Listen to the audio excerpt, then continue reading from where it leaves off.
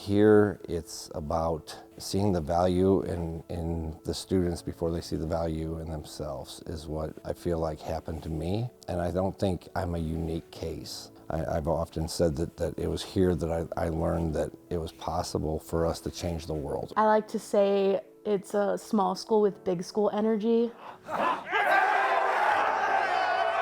When I'm in a classroom, I feel like I can have a conversation with the professor instead of just being another student. And that interaction in a meaningful way, the individualism that I feel as a student at Monmouth is unmatched.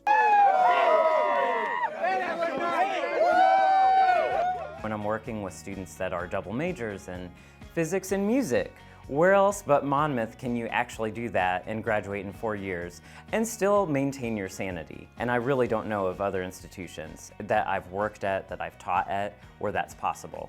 I think that's a big part of the Monmouth Magic as well. Everybody's on everybody's team, if to put it simply.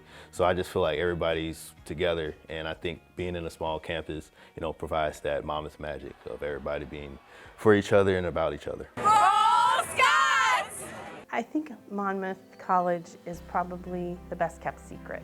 We're sort of a gem hidden in the middle of cornfields. Those who aren't interested in seeking that out are missing out. The thing that won't ever change is the soul of this place. And the soul of this place is centered on that compassion for one another and that warmth for excelling their students as far as they possibly can, and that true gift of bringing that magic.